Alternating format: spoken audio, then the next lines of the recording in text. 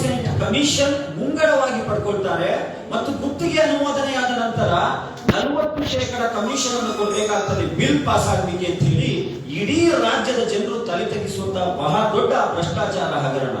ಈ ರೀತಿ ಸಾಲು ಸಾಲು ಹಗರಣಗಳು ಕರ್ನಾಟಕ ರಾಜ್ಯದಲ್ಲಿ ಸಾಗಿ ಬರ್ತಾ ಇದೆ. ಇಂತಹ ಸಂದರ್ಭದಲ್ಲಿ ವಾಣಿಜ್ಯ ನಗರಿ ಅಂತ ಪ್ರಖ್ಯಾತಿ ಪಡೆದಿರುವಂತಹ ಹುಬ್ಬಳ್ಳಿ ಧಾರವಾಡ ಅವಳಿ ನಗರದಲ್ಲಿ ಕೆಲವು ದಿನಗಳ ಹಿಂದೆ ಒಬ್ಬ ಕಿಡಿಗೇಡಿ ಒಂದು ಧರ್ಮದ ಅತ್ಯುನ್ನತ ಪವಿತ್ರ ಕ್ಷೇತ್ರವಾದ ಮಕ್ಕಾ ಮತ್ತು ಮದೀನಾದ ಆ ಮಸೀದಿಯ ಮೇಲೆ ಒಂದು ಕೇಸರಿ ಧ್ವಜವನ್ನ ಹಾರಿಸುವ ಒಂದು ಪೋಸ್ಟ್ ಅನ್ನ ವ್ಯವಸ್ಥಿತವಾಗಿ ಸಾಮಾಜಿಕ ಜಾಲತಾಣದಲ್ಲಿ ಹರಿಬಿಡಲಾಗ್ತದೆ. ಆ ಸಾಮಾಜಿಕ ಜಾಲತಾಣದಲ್ಲಿ ವ್ಯವಸ್ಥಿತವಾಗಿ ಹರಿಬಿಡಲಾದಂತಹ ಆ ಪ್ರಚೋದನಾಕಾರಿ ಪೋಸ್ಟಿಗೆ ಹುಬ್ಬಳ್ಳಿಯ ಕೆಲವು ಮುಸಲ್ಮಾನರು ಅವರು ತೋಡಿದಂತ ಕೆಟ್ಟಕ್ಕೆ ಬೀಳ್ತಾರೆ. ಅಲ್ಲಿ ನಿಜವಾಗ್ಲೂ ಕೂಡ ಈ ಸಾಮಾಜಿಕ ಜಾಲತಾಣದಲ್ಲಿ ಏನು ಪೋಸ್ಟ್ ಅನ್ನು ಹರಿಬಿಡಲಾಯಿತು ಈ ಕಾರಣದಿಂದ ಆಗಿತ್ತು. ಅಲ್ಲಿ ಸುಮಾರು 2000ದಷ್ಟು ಅಲ್ಪಸಂಖ್ಯಾತ ಸಮುದಾಯದ ಏನು ಜನರು ಪೊಲೀಸ್ ಠಾಣೆಗೆ ಅವನಿಗೆ ಒಪ್ಪಿಸಿ ಅವನ ಮೇಲೆ ಕಾನೂನು ಕ್ರಮಕ್ಕಾಗಿ ಆಗ್ರಹ ಮಾಡ್ತಾರೆ.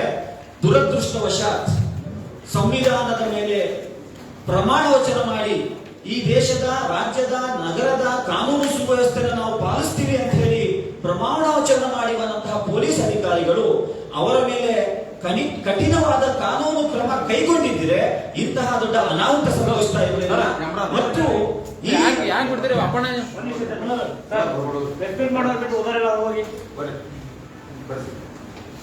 ಎಲ್ಲ ಹೊರಗಡೆ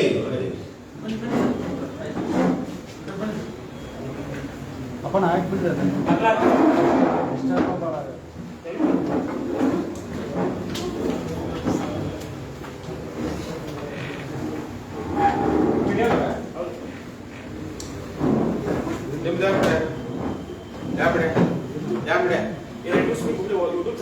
ಹಂಗಲ್ಲ ಬರಂಗಿಲ್ರಿ ಲೆಟರ್ ಕೊಟ್ರಿ ಬರ್ರಿ ಬರ್ರಿ ಬರ್ರಿ ಇಲ್ಲಿ ಮಾಡೋದಾರ ಒಬ್ರು ಮಾಡಾತಾರ ಒಬ್ರು ಯಾರು ನಿಮ್ಮರ ಮಾಡಾತಾರ ಇಲ್ಲಿ ಒಬ್ರು ಇಲ್ಲಿ ನಮ್ದು ಒಂದು ಅಫಿಷಿಯಲ್ ಹೋಗ್ತೇನೆ ಸರ್ ಬರ್ರಿ ಹೊರಗೆ ಬರ್ರಿ ಬರ್ರಿ ಒಬ್ರು ಅಲ್ರಿ ನೀವು ಬರ್ರಿ ಹೊರಗೆ ಬರ್ರಿ ಇಲ್ಲಿ ಮಾಡಾತಿಲ್ಲ ಅವ್ರು ಮುಂದೆ ನಿಂತು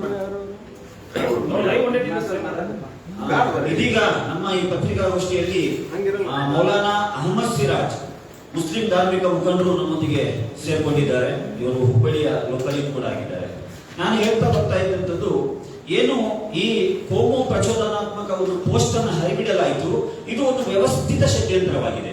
ಯಾಕೆ ನಾನು ವ್ಯವಸ್ಥಿತ ಷಡ್ಯಂತ್ರ ಅಂತ ಹೇಳ್ತಾ ಇದ್ದೀನಿ ಅಂತ ಹೇಳಿದ್ರೆ ಈ ಪೋಸ್ಟ್ ಹರಿಬಿಡೋದಕ್ಕಿಂತ ಕೆಲವು 2 ದಿನಗಳ ಹಿಂದೆ ಈ ರಾಜ್ಯದ ಗ್ರಾಮೀಣಾಭಿವೃದ್ಧಿ ಸಚಿವರಾದಂತಹ ಈಶ್ವರಪ್ಪನವರ ಒಂದು ಬಹಳ ದೊಡ್ಡ ಒಂದು ಹಗರಣ ಬೆಳಕಿಗೆ ಬಂತು. ಇದೇ 40% ಕಮಿಷನ್ಗಾಗಿ ಸ್ವತಃ ಬಿಜೆಪಿಯ ಕಾರ್ಯಕರ್ತ ಬೆಳಗಾವಿನ ಸಂತೋಷ್ ಪಾಟೀಲ್ ಎಂಬುವಂತವನು ಉಡುಪಿಯ ಲಾಡ್ಜ್ ಒಂದರಲ್ಲಿ ಆತ್ಮಹತ್ಯೆ ಮಾಡ್ಕೊಳ್ತಾನೆ ಮತ್ತು ಕ್ಲಿಯರ್ ಆಗಿ ಅವನು ಡೆತ್ ನೋಟ್ ನಲ್ಲಿ ನನ್ನ ಆತ್ಮಹತ್ಯೆಗೆ ಕಾರಣ ಸಚಿವ ಈಶ್ವರಪ್ಪನವರು ಅಂತ ಹೇಳಿ ಬರೆದಿಟ್ಟು ಅದನ್ನ ಮೆಸೇಜ್ ಮಾಡಿ ಆತ್ಮಹತ್ಯೆಗೆ ಶರಣಾಗ್ತಾನೆ. ಅದರ ಬಗ್ಗೆ ಇಲ್ಲಿಯ ಪ್ರತಿಪಕ್ಷಗಳು SDPI ಅನ್ನು ಸೇರಿಸಿದಂತೆ ಇಲ್ಲಿಯ ರಾಜ್ಯದ ಪ್ರತಿಪಕ್ಷಗಳು ಈಶ್ವರಪ್ಪನವರ ರಾಜೀನಾಮೆ ಮತ್ತು ಅವರ ಬಂಧನಕ್ಕೆ ಆಗ್ರಹಿಸಿ ಬಹಳ ದೊಡ್ಡ ಮಟ್ಟದ ಹೋರಾಟ ರಾಜ್ಯಾದ್ಯಂತ ನಡೆಯುತ್ತೆ. ಅದಕ್ಕಿಂತ ಮುಂಚೆ ಏನು ಕೆಂಪುಕೋಟೆ ಮೇಲೆ ಕೇಸರಿ ಧ್ವಜ ಹಾರಿಸ್ತೀನಿ ಅಂತ ಹೇಳಿ ಇದೇ ಈಶ್ವರಪ್ಪನವರು ಸ್ಟೇಟ್ಮೆಂಟ್ ಕೊಟ್ಟಾಗ ವಿರೋಧ ಪಕ್ಷಗಳು ಸದನವನ್ನು ಬಹಿಷ್ಕಾರ ಮಾಡಿ ಪ್ರತಿಭಟನೆ ಮಾಡಿರ್ತವೆ. ಆದರೆ ಅದಕ್ಕೆ ಸರ್ಕಾರ ಕಿವಿಗೊಟ್ಟಿರುವುದಿಲ್ಲ. ಅದರ ನಂತರ ಈ 40% ಕಮಿಷನ್ ಅಲ್ಲಿ ಸಂತೋಷ್ ಪಾಟೀಲ್ ಪ್ರಕರಣದಲ್ಲಿ ಸ್ಪಷ್ಟವಾಗಿ ಡೆತ್ ನೋಟ್ ನಲ್ಲಿ ಈಶ್ವರಪ್ಪನವರ ಹೆಸರು ಬಂದ ಕಾರಣ ಅನಿವಾರ್ಯವಾಗಿ ರಾಜೀನಾಮೆಯನ್ನು ಕೊಡಬೇಕಾಗ್ತದೆ. ಆದರೆ ಅವರ ಬಂಧನ ಆಗ್ಬೇಕಂತ ಹೇಳಿ ಪ್ರತಿಪಕ್ಷಗಳು ಆಗ್ರಹ ಮಾಡ್ತಾ ಇದ್ದು ಈ ವಿಚಾರವನ್ನ ವಿಷಯಾಂತರ ಮಾಡಲಿಕ್ಕಾಗಿ ಈ ವಿಚಾರವನ್ನ ಅಂದ್ರೆ ಇಲ್ಲಿಯ ಕೋಮು ಪ್ರಚೋದನಾತ್ಮಕ ಪೋಸ್ಟ್ ಅನ್ನ ಹೊರಗೆ ತಂದಿರುವಂತಹ ಸಾಧ್ಯತೆ ಎಲ್ಲ ರೀತಿಯಲ್ಲೂ ಇದೆ. Social democratic party of India ಇವತ್ತಿನ ಈ ಪತ್ರಿಕಾಗೋಷ್ಠಿ ಮುಖಾಂತರ ಇಲ್ಲಿಯ ನ್ಯಾಯಾಂಗ ವ್ಯವಸ್ಥೆಯ ಮೇಲೆ ಭರವಸೆ ಇಟ್ಟು ಇಲ್ಲಿಯ ಹೈಕೋರ್ಟಿನ ಸಿಟ್ಟಿಂಗ್ ಜಡ್ಜ್ ನ ನೇತೃತ್ವದಲ್ಲಿ ನ್ಯಾಯಾಂಗ ತನಿಖೆ ಆಗ್ಬೇಕಂತೇಳಿ ನಾವು ಆಗ್ರಹಿಸ್ತಾ ಇದ್ದೇವೆ. ಯಾಕೆ ಅಂತ ಹೇಳಿದ್ರೆ ಈಗ ಪೊಲೀಸ್ನವರೇ ಇದನ್ನ ತನಿಖೆ ಮಾಡಿದ್ರೆ ಒಂದು ಸರ್ಕಾರದ ವ್ಯವಸ್ಥೆಯಾಗಿಟ್ಕೊಂಡು ಸರ್ಕಾರದ ಒಂದು ಮಿಷನರಿ ಆಗಿಟ್ಕೊಂಡು ಸರ್ಕಾರ ಮತ್ತು ಸಚಿವರ ವಿರುದ್ಧ ಇವರು ವರದಿ ಕೊಡಲಿಕ್ಕೆ ಸಾಧ್ಯತೆ ಇಲ್ಲ. ಹಾಗಾಗಿ ಕುಲಂಕುಷವಾದ ತನಿಖೆ ಆಗಬೇಕು. ಪ್ರಾರಂಭದಿಂದ ಹಿಡಿದು ಇಲ್ಲಿಯವರೆಗೆ ನಡೆದಂತಹ ಎಲ್ಲಾ ಘಟನಾವಳಿಗಳನ್ನ ಮತ್ತು ಶಾಂತ ರೀತಿಯಲ್ಲಿ ನಡೀತಾ ಇದ್ದಂತಹ ಪ್ರತಿಭಟನೆಯಲ್ಲಿ ಕಲ್ಲನ್ನ ತೂರಾಟ ಮಾಡಿದ್ ಯಾರು? ಇದು ಬಹಳ ದೊಡ್ಡ ಪ್ರಶ್ನೆ. ಸುಮಾರು 7 ಗಂಟೆಯ ಸುಮಾರಿಗೆ ಪೊಲೀಸ್ ಠಾಣೆಗೆ ಆ ಆರೋಪಿಯನ್ನ ಕರೆತಂದು ಅವನ ಮೇಲೆ ಕಾನೂನು ಕ್ರಮಕ್ಕಾಗಿ ಶಾಂತ ರೀತಿಯಲ್ಲಿ ಜನರು ಒತ್ತಾಯ ಮಾಡಬೇಕಾದ್ರೆ 10 ಗಂಟೆವರೆಗೆ ಯಾಕೆ ಪೊಲೀಸ್ನವರು FIR ದಾಖಲಿಸಿದ್ರೆ ಡಿಲೇ ಮಾಡ್ತಾ ಇದ್ದಾರೆ? ಇದು ತನಿಖೆ ಆಗಬೇಕು. ಇದು ಪೊಲೀಸ್ ಇಲಾಖೆಯ ವೈಫಲ್ಯವೂ ಕೂಡ ಇದರಲ್ಲಿ ಅಡಗಿದೆ. ಹಾಗಾಗಿ ಈ 10 ಗಂಟೆಯವರೆಗೆ ಡಿಲೇ ಮಾಡಿದ ಕಾರಣದಿಂದಾಗಿತ್ತು ಆ ರಂಜಾನ್ ಉಪವಾಸ ವ್ರತಾಚರಣೆಯ ಸಂದರ್ಭ ಆದ್ರಿಂದ ಮುಸ್ಲಿಮರ ಏನು ಮಸೀದಿಗಳಲ್ಲಿ ಸೇರಿದಂತಹ ಕೆಲವು ಉತ್ಸಾಹಿ ಯುವಕರು ಏನ್ ಮಾಡ್ತಾರೆ, ಇನ್ನೂ ಕೂಡ ನಾವು ನ್ಯಾಯ ಕೇಳಲಿಕ್ಕೆ ಹೋದ್ರು ಇವ್ರು ಕ್ರಮ ಕೈಗೊಳ್ತಾ ಇಲ್ವಲ್ಲ, ಇವ್ರಿಗೆ ಏನಾದ್ರೂ ಮಾಡಿ ಅವನ ಮೇಲೆ FIR ಮಾಡಿಸ್ಬೇಕಂತ ಹೇಳಿ ಹೆಚ್ಚಿನ ಸಂಖ್ಯೆಯಲ್ಲಿ ಜಮಾವಣೆ ಆಗ್ತಾರೆ. ಒಂದು ವೇಳೆ ಇವರು ಫಸ್ಟಿಗೆ ವಿತಿನ್ ಹಾಫ್ ಎನ್ ಅವರ್ ಅಲ್ಲಿ FIR ದಾಖಲು ಮಾಡಿದ್ರೆ ಅಲ್ಲಿ ಯಾರು ಜಮಾವಣೆ ಆಗ್ತಾ ಇರಲಿಲ್ಲ. ಹೀಗಾಗಿ ನೀವು ಪತ್ರಕರ್ತ ಮಿತ್ರರು ಅದಕ್ಕೆ ಜೀವಂತ ಸಾಕ್ಷಿಯಾಗಿದ್ದೀರಾ, ನೀವು ನೋಡಿದ್ದೀರಾ. 3 ಗಂಟೆವರೆಗೆ ಬೇಕಾ ಒಂದು FIR ಮಾಡಲಿಕ್ಕೆ? ಹಾಗಾದ್ರೆ ಈ ಪೊಲೀಸ್ ಅಧಿಕಾರಿಗಳಿಗೆ ಯಾರು ಡೈರೆಕ್ಷನ್ ಕೊಟ್ಟರು? ನೀವು ಆ ಕಿಡಿಗಡೆಯ ಮೇಲೆ ಕ್ರಮ ಕೈಗೊಳ್ಳಬೇಡಿ ಅಂತ ಹೇಳಿ 3 ಗಂಟೆ ಡಿಲೇ ಮಾಡಲಿಕ್ಕೆ ಯಾರು ಅವರಿಗೆ ಡೈರೆಕ್ಷನ್ ಕೊಟ್ಟರು? ಯಾಕಂತ ಹೇಳಿದ್ರೆ ಸರ್ಕಾರದೇ ಬಿಜೆಪಿ ಸರ್ಕಾರ ಆಗಿರೋದ್ರಿಂದ ಈಗಾಗಲೇ ನಾನು ಹೇಳಿದ ಹಾಗೆ ಈಶ್ವರಪ್ಪನವರ ರಾಜೀನಾಮೆ ಮತ್ತು ಬಂಧನದ ವಿಚಾರವನ್ನು ವಿಷಯಾಂತರ ಮಾಡಲಿಕ್ಕೆ ಈ ಕೆಡ್ಡವನ್ನು ತೋಡಲಾಗಿದೆ ಅಂತ ಹೇಳಿ ನಾವು ಬಲವಾಗಿ ನಂಬ್ತಾ ಇದ್ದೇವೆ. ಇದರ ಬಗ್ಗೆ ಕುಲಂಕುಷ ತನಿಖೆ ಆಗಬೇಕು.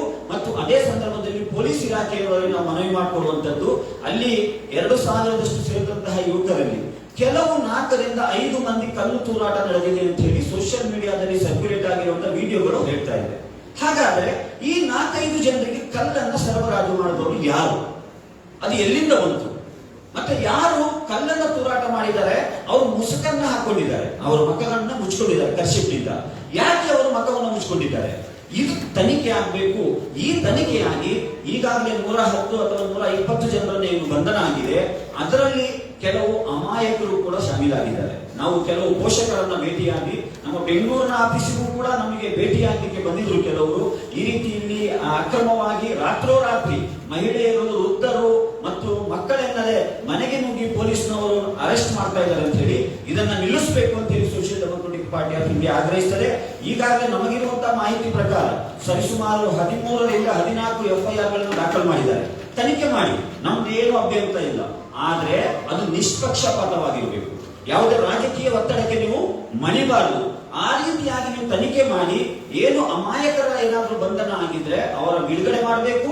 ಮತ್ತು ಅದರಲ್ಲಿ 2-3 ಜನ ಅಪ್ರಾಪ್ತರನ್ನು ಕೂಡ ಅರೆಸ್ಟ್ ಮಾಡಿದ್ದಾರೆ ಅಂತ ಹೇಳಿ ಮಾಹಿತಿ ಇದೆ ನಿಮಗೆ. ಅದಿನ್ನೂ ಕುಲಂಕುಷವಾಗಿ FIR ಗಳನ್ನು ಪರಿಶೀಲನೆ ಮಾಡಿದಾಗ ಗೊತ್ತಾಗ್ತದೆ. ವಕೀಲರು ಇದ್ದಾರೆ, ಆ ಬಗ್ಗೆ ಪರಿಶೀಲನೆ ಖಂಡಿತ ಮಾಡ್ತಾರೆ. ಒಂದು ವೇಳೆ ಆ ರೀತಿ ಇದ್ರೆ ವಿತಿನ್ 24 ಅವರ್ಸ್ ಆ ಅಪ್ರಾಪ್ತರನ್ನ ಬಿಡುಗಡೆ ಮಾಡ್ಬೇಕಂತ ಹೇಳಿ social democratic party of India ಇವತ್ತಿನ ಈ ಪತ್ರಿಕಾಗೋಷ್ಠಿ ಮುಖಾಂತರ ಆಗ್ರಹಿಸುತ್ತದೆ. ಮತ್ತು ಹುಬ್ಬಳ್ಳಿ, ಧಾರವಾಡ ಮಹಾನಗರ ಜನತೆಗೆ ಮತ್ತೊಮ್ಮೆ social democratic party of India ಒಂದು ಮೆಸೇಜ್ ಅನ್ನ ಕೊಡ್ತಾ ಇದೆ. ಇಂತಹ ಯಾರೋ ಕೆಲವು ಕಿಡಿಗೇಡಿಗಳು ಈ ಬಸವಣ್ಣನವರು ಹುಟ್ಟಿದಂತ ನಾಡು, ಕುವೆಂಪುನವರು ಹುಟ್ಟಿದಂತ ನಾಡಲ್ಲಿ ಶಾಂತಿ, ಸೌಹಾರ್ದ, ಸಮೃದ್ಧಿಯಿಂದ ನಾವು ಬದುಕ್ತಾ ಇರಬೇಕಾದ್ರೆ ಇದರಲ್ಲಿ ವಿಷವನ್ನ ಹೊಂದಲಿಕ್ಕೆ, ಹುಳಿಯನ್ನ ಹಿಂದಕ್ಕೆ ಇಂತಹ ಕೆಡ್ಡವನ್ನ ತೋಡಿದ್ರೆ ನಾವು ಬಹಳ ಜಾಗೃತರಾಗಿ ರಿಯಾಕ್ಟ್ ಮಾಡಬೇಕು. ಯಾರು ಕೂಡ ಆವೇಶಕ್ಕೆ ಒಳಗಾಗಬಾರ್ದು, ಯಾರು ಕೂಡ ವದಂತಿಗಳಿಗೆ ಕಿವಿಗೊಡಬಾರ್ದು. ಸ್ಪಷ್ಟವಾಗಿ ನೀವು ಕಾನೂನಿದೆ, ನಮಗೆ ಇಲ್ಲಿಯ ಸಂವಿಧಾನ ಇದೆ, ಅದರ ಮೇಲೆ ನಂಬಿಕೆ ಕೂಡ ಇರೋದ್ರಿಂದ ಕೆಲವು ಕಿಡಿಗೇಡಿಗಳು ನಮ್ಮನ್ನ ಮಿಸ್ಯೂಸ್ ಮಾಡಿಕೊಂಡು ಅವರ ಕೆಡ್ಡಾಕಿ ಕೆಡುವಂತ ಪ್ರಯತ್ನ ಮಾಡ್ತಾರೆ. ಹುಬ್ಬಳ್ಳಿ, ಧಾರವಾಡ ಮಹಾನಗರ ಜನತೆಯಲ್ಲಿ social democratic party of India ವಿನಂತಿಸಿಕೊಳ್ಳುವುದು ಎಲ್ಲಾ ಧರ್ಮೀಯರಲ್ಲೂ ಕೂಡ ಇಂತಹ ಕೋಮುವಾದಿಗಳ ಕೋಮು ಹುನ್ನಾರವನ್ನು ಸೋಲಿಸಲಿಕ್ಕೆ ನಾವೆಲ್ಲರೂ ಒಟ್ಟಾಗೋಣ. ಶಾಂತಿ, ಸೌಹಾರ್ದ, ಸಮೃದ್ಧಿ, ರಾಜ್ಯ ಮತ್ತು ನಮ್ಮ ನಗರದ ಅಭಿವೃದ್ಧಿಯ ಬಗ್ಗೆ ನಾವು ಚಿಂತೆ ಮಾಡುವ. ಈ ರಾಜ್ಯದಲ್ಲಿ ಇವತ್ತು GDP ಕನಿಷ್ಠ ಮಟ್ಟಕ್ಕೆ ಏರಿತಾ ಇದೆ. ಇವತ್ತು ಈ ರಾಜ್ಯದಲ್ಲಿ ಕಳೆದ 2 ವರ್ಷಗಳಲ್ಲಿ 754 ಕಂಪನಿಗಳು ಬಂದಾಗಿದೆ. ಅದರಲ್ಲಿ 45,000 ನಿರುದ್ಯೋಗಿಗಳು ಸೃಷ್ಟಿಯಾಗಿದೆ. ಸರ್ಕಾರ ಅವರಿಗೆ ರಿಹಾಬಿಲೇಷನ್ಗಾಗಿ ಕೆಲಸ ಮಾಡಬೇಕಾಗಿತ್ತು, ಅದರ ಬಗ್ಗೆ ಅವರು ಗಮನ ಕೊಡ್ತಾ ಇಲ್ಲ. ಸರ್ಕಾರದ ಬೇಡಿಕೆಗಳನ್ನು ಮುಚ್ಚಿಕೊಳ್ಳಲಿಕ್ಕೆ ಬೇಕಾಗಿ ಕೆಲವು ಸ್ಥಾಪಿತ ಹಿತಾಸಕ್ತಿಗಳ ಮುಖಾಂತರ ಇಂತಹ ಕೆಡ್ಡವನ್ನು ತೋಡ್ತಾ ಇದ್ದಾರೆ. ಈ ಹುನ್ನಾರವನ್ನು ನಾವು ಸೋಲಿಸುವ ಅಂತ ಹೇಳಿ ಈ ಪತ್ರಿಕಾಗೋಷ್ಠಿ ಮುಖಾಂತರ ನಾವು ಆಗ್ರಹಿಸ್ತಾ ಇದ್ದೇವೆ. ಮತ್ತು ಪತ್ರಕರ್ತ ಮಿತ್ರರನ್ನು ಕೂಡ ನಾವು ವಿನಂತಿ ಮಾಡಿಕೊಳ್ಳುವಂತದ್ದು, ನೈಜವಾದಂತಹ ವರದಿಗಳನ್ನು ಮಾಡಿ ಈ ವಿಚಾರಗಳನ್ನ ಹುಬ್ಬಳ್ಳಿ ನಗರದ ಜನರಿಗೆ ತಲುಪಿಸಿ ಅಂತೇಳಿ ನಾವು ವಿನಂತಿಸಿಕೊಳ್ತಾ ಇದ್ದೇವೆ. ಧನ್ಯವಾದ.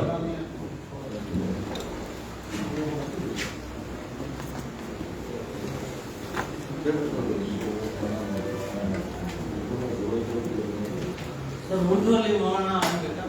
ಉರ್ದು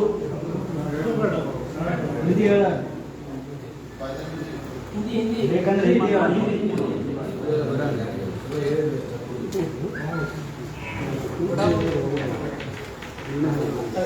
अस्सलाम वालेकुम रहमतुल्लाहि व बरकातहू।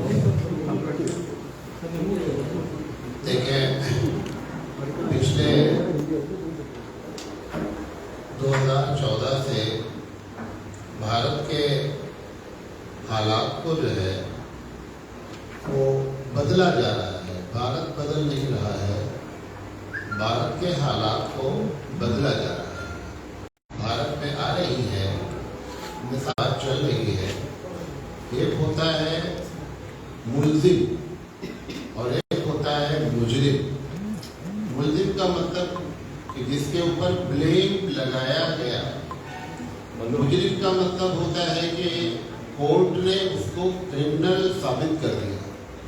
जिन लोगों के घरों को अभी बुलडोजर से गिरा दिया गया भारत में, वो अभी मुजरिम हुए ही नहीं है, चार्जशीट तक दाखिल नहीं है। अभी सिर्फ ओनली द ब्लेम, और उस ब्लेम की बुनियाद पर डिसीजन लेना ये एकदम भारत के संविधान की किसी धारा, किसी आर्टिकल से मुनासिबत नहीं रखता। नंबर 1। नंबर 2, जो कुछ हो रहा है ये अच्छा नहीं हो रहा है भारत के लिए। बहुत अच्छा देश है, हमारे पूर्वजों ने बड़ी कुर्बानियां दे करके इसको जो है वो आज़ाद कराया है। और ये आज़ादी इसलिए नहीं हासिल की गई थी कि फिर जो है वो एक कम्युनिटी जो है वो दूसरी कम्युनिटी के अंडर में या सरकार के अंडर में फिर स्लेव हो जाए। इसलिए ये देश को आज़ाद नहीं कराया गया था। आज़ाद तो इसलिए कराया गया था कि सब लोग अपने धर्म के मुताबिक इस देश में जिंदगी गुजारेंगे। हमारे पास आर्टिकल 25 मौजूद है, सब कुछ संविधान बेहतरीन किस्म की हमारी जो है वो गाइडलाइन पेश करता है। लेकिन बस ये है कि संविधान अगर सिर्फ किताबों तक है तब तो यकीनी बात है कि संविधान का कोई मतलब नहीं है। और दूसरी चीज ये है, अभी मुस्तकिल हुगली में जो है वो बच्चों को उठा रहे हैं। अभी हमारे जो है वो जो हमारे साथ ड्राइवर रहते हैं उनके भतीजे को उठा लिया उन्होंने, मोहम्मद उमर बलारी करके। जब वो जा करके उनके गार्जियन मिलने गए पुलिस स्टेशन पे, तो वो कह रहे हैं कि मैं देखूंगा कि कैमरे में इनकी है तब तो मैं नहीं छोड़ूंगा, अगर कैमरे में नहीं है तो छोड़ देंगे। सवाल ये कि उठाने की बेस क्या है? अगर आपने अभी तक कैमरा ही नहीं देखा है और उनकी शरारत का कोई रिकॉर्ड ही नहीं है, तो फिर किस बेस पर उठाया गया है? इस तरीके से लोकतंत्र में लोगों को के अंदर जो है वो खौफ पैदा करना, डर पैदा करना, फिर तो स्लेवरी में और लोकतंत्र में कोई बहुत बड़ा जो है वो अंतर नहीं रह गया। मैं भी उलमा को लेकर के पुलिस कमिश्नर साहब से मैंने मुलाकात की 2 दिन पहले। पुलिस कमिश्नर साहब ने बहुत अच्छी बातें की। उन्होंने कहा कि आप एकदम इत्मीनान रखिए कि आपकी समझ से जो इनोसेंट लोग पकड़े गए हैं आप मुझे लिस्ट दीजिए। उसके बाद भी इनोसेंट पकड़े जा रहे हैं। उलमा मिले, यहाँ के लीडर्स मिले, हम सब लोग तकरीबन 50-60 आदमी जा करके मिले और उन्होंने बहुत ही एतमाद के साथ कहा कि नहीं ऐसा नहीं होगा, आप लोग जो है इसकी चिंता नहीं करें और आप लिस्ट दीजिए। फिर उधर कुमारस्वामी साहब के जो यहाँ पर उनके लीडर हैं उनसे बात हुई। कुमारस्वामी साहब को 8-9 बच्चों की एकदम लिस्ट दी गई जो बेचारे वहां तक गए भी नहीं। उनकी लिस्ट दी गई है कि भाई आप इस पे कुछ कार्रवाई करें। कार्रवाई होने के बजाय रोजाना जो है अभी भी जो है रोजाना बच्चों को उठा रहे हैं। इस तरीके से जो है जो मतलब देश का माहौल और किसी भी इलाके का माहौल को जो है वो प्रदूषित कर देना, ये अच्छी चीज नहीं है, देश के लिए अच्छा नहीं है। और आखिरी बात क्या कहते हैं कि जो ये बुलडोजर वाली बात कर रही है, एक आदमी अगर मान लिया जाए मुजरिम ही है तो उसके घर में 10 लोग और रहते हैं, उनकी क्या गलती है बेचारों की? पता चला उसके बाप के नाम पे घर है, उसके नाम घर भी नहीं है उस लड़के के नाम पे जिस प्रॉपर्टी को उठाया जा रहा है। और अदालत भी गूंगी बहरी बनी बैठी हुई है, कोई कार्रवाई नहीं हो रही है। और क्या कहते हैं, प्रशासन भी है अपने तौर पे कार्रवाई कर रहा है। अभी हमारी जब लड़मा ने जो है वो सुप्रीम कोर्ट में कहा 28 अप्रैल को कल का डिसीजन सुप्रीम कोर्ट का आया कि दिल्ली वाले मामले में फौरन रोक दिया जाए। उसके बावजूद भी जो है सुप्रीम कोर्ट की भी नहीं सुनी जा रही है। इस तरीके से देश के माहौल को खराब करना मेरी समझ से ये एक गलत दिशा की तरफ देश जा रहा है और इसके नतीजे सबको भुगतने पड़ेंगे और ये अच्छे नतीजे नहीं है। ये गंगा जमुनी तहजीब वाला देश था और गंगा जमुनी तहजीब के लिहाज से हम लोगों को इस देश में रहना चाहिए। अपने लाउड स्पीकर का मसला इतना बड़ा उठा दिया, प्रदूषण लोग कर रहे हैं, साउंड प्रदूषण। एक ट्रक अगर 10 किलोमीटर सिर्फ गुजरती है हाईवे पे, वो जो हॉर्न बजाती है उसका प्रदूषण इतना होता है कि अगर महीने भर अजान दी जाए तो उसका प्रदूषण नहीं होता है, कोई उस पर रोक नहीं है। हालांकि सुप्रीम कोर्ट के कई साल पहले ये फैसला आया हुआ है कि वो जो टिपिकल हॉर्न है वो नहीं बजाया जाए। कोई प्रदूषण, कौन सा प्रदूषण, अच्छा आज तक ये नहीं बता रहा है, ना मीडिया बता रही है, ना जो है प्रशासन की किस लिहाज से आप प्रदूषण को नापते हैं, कितना % प्रदूषण जो है वो अजान से होता है। तो एक बात मालूम होनी चाहिए। सिर्फ प्रदूषण की बात बताई जा रही है। एक मर्तबा डीजे लेकर के शहर में जब निकला जाता है तो उतना प्रदूषण होता है कि अजान साल भर अगर दी जाए तो प्रदूषण नहीं होता है। ये तो सब एक बहाना है, मतलब बस किसी तरीके से एक ऐसा इशू बना दिया जाए कि जिसकी वजह से नफरत का माहौल पैदा किया जाए।